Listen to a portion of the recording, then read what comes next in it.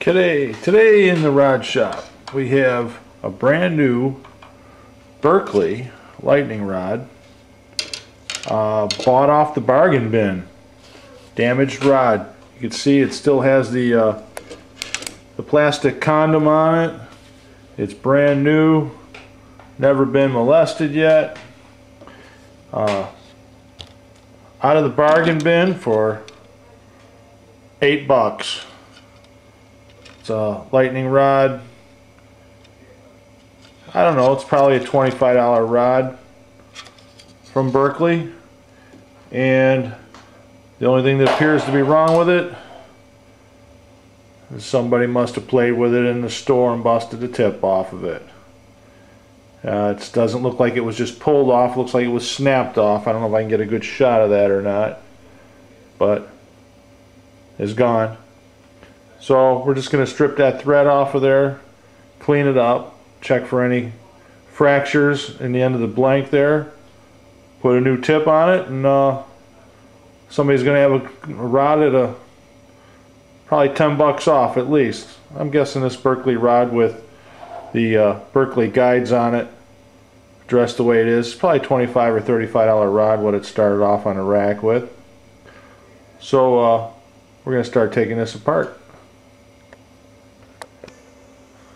Okay, and we set up for the shot so you can see this better. Maybe you can get a better look at it. Get some light here. And the tip top is completely gone. We're going to warm this up. We're going to have to be real careful so we don't scratch up or gouge the end of this blank too bad. Taking this off, that shouldn't be a problem. I'm going to start off with the handy dandy micro torch and warm this epoxy up a little bit.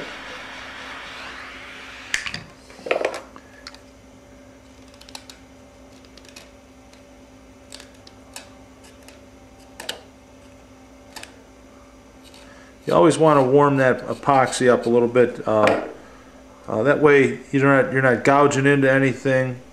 It just makes it so much easier to work with, especially on a brand new rod like this where the epoxy isn't all beat up from the ultraviolet rays and from pulling on fish with it for 10 years. The epoxy can be pretty tough and not want to give it up. So we're just going to continue to clean this off of here, and we'll get ready to install a new tip on here. Okay, I've got that all cleaned up. I didn't want to bore you with all the scraping and heating and everything, but pretty much just work to get all that glue off of there. This is probably the type of glue stick that was used. Is heated up, and a little bit of that was on there and up inside the tip top tube.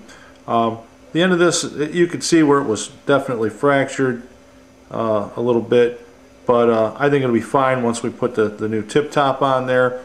The next thing we want to do is we want to size it so we know what size tip top goes on. This is the Angler's Resource tip top sizing tool. It's a gauge so you can see which size tip that you're going to need to purchase in order to make this repair. Okay, it fits in that one, but it no go in that one. So we're going to call it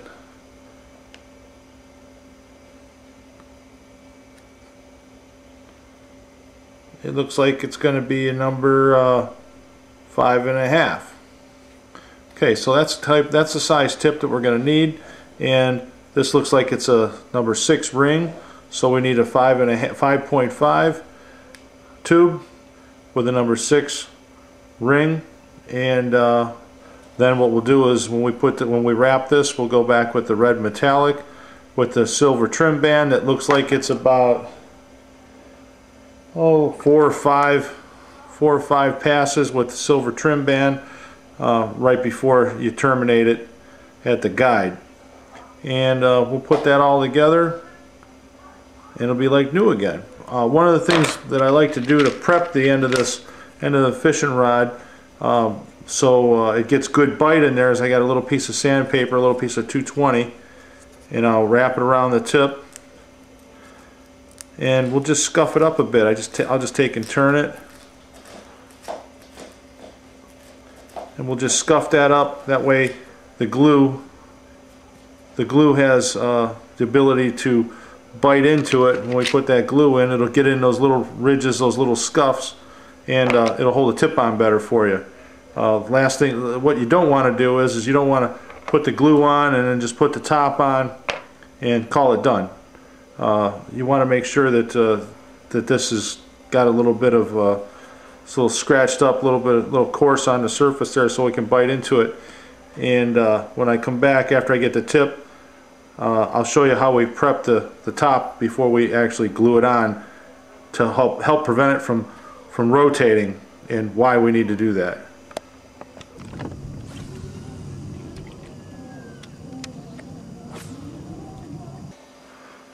Alright, we're back.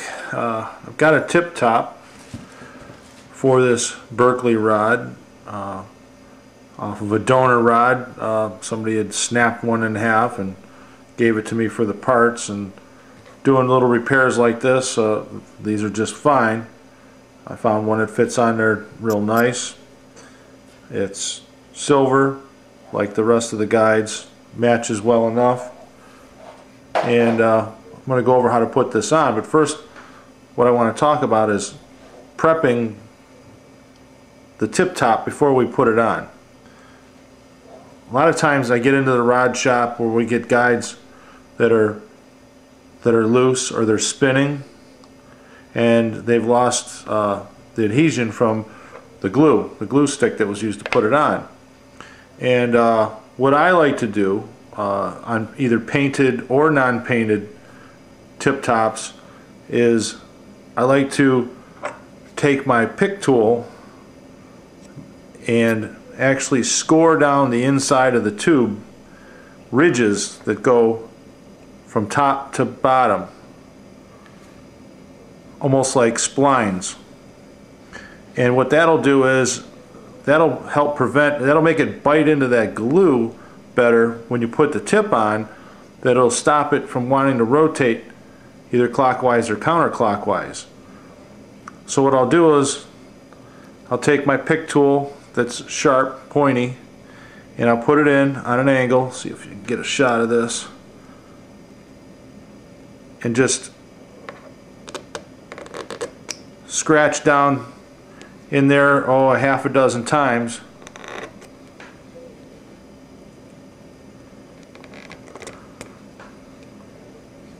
And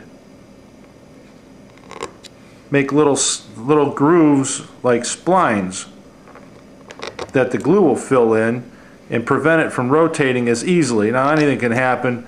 There's a lot of twisting, a lot of torsion stress that goes on the end of a fishing rod. And now I've got it, some scratches that go down the length on the inside of this tube that'll fill in with the glue in there. And this really helps out a lot when you get one that's black, that's painted black. I'll show you one here. One that's painted black, because the paint is all the way inside of this tube in here, and probably because these are powder coated or some kind of fancy way they paint it, that the paint is all the way down in there. So when you scratch that on the inside, those little splines in there, it makes real nice grooves in there for the glue to go in. So now we'll put this tip top on this rod and just show you how that goes. Just warm up the glue a little bit.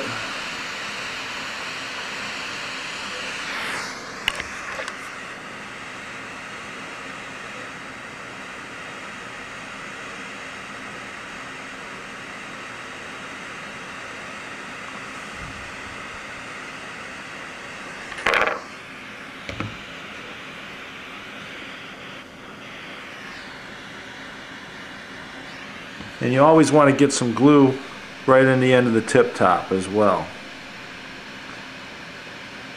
And the reason why you want to do that is because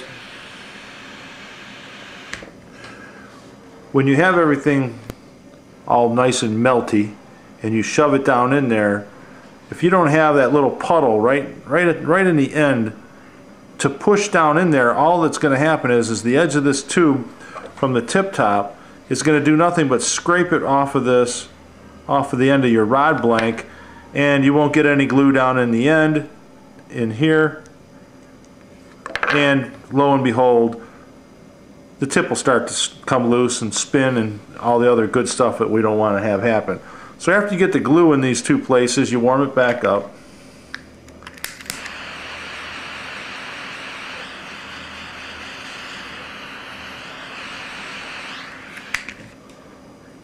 And just simply shove her on there. And check the alignment to make sure it's okay. And then you wait a few seconds and this glue will start to harden up. And if you catch it just at the right time, you could actually peel this glue off of there without it being goopy or too dry that you can't get it off of there. And you can see how that came off real nice. I caught it just at the right time where it comes off of there real nice.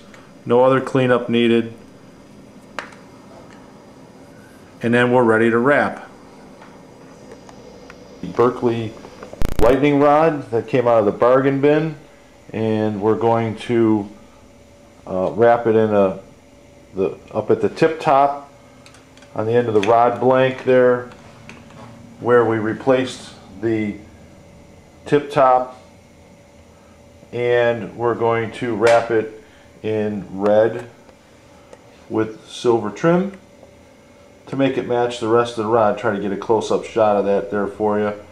And it looks like it's got about a half a dozen or so silver metallic windings on it, and another half a dozen or so before it's terminated there at the base of the foot. And we're going to get this wrapped up today and get it prepped, ready for some epoxy to put on there, and put it back in service. We're going to wrap this rod up with the red metallic as the base color, and that is D48 metallic, and that's going to be size A, and the trim color is just your silver metallic size A as well. And we're going to get this going. I don't have the tripod set up yet, so I'm going to wrap it and then come back and show you what it looks like as we go.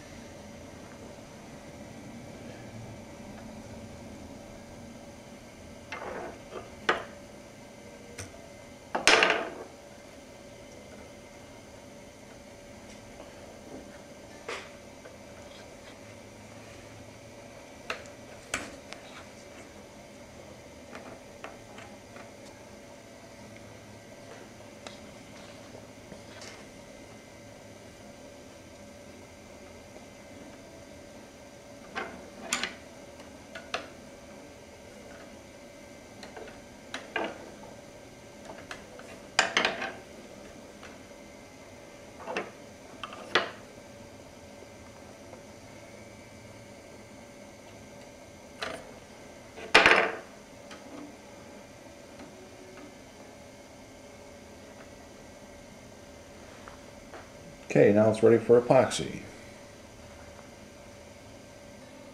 Now that it's all wrapped, show you what it looks like compared to the first guide. A little bit of glare. Maybe that'll help. I'll look through the magnifier.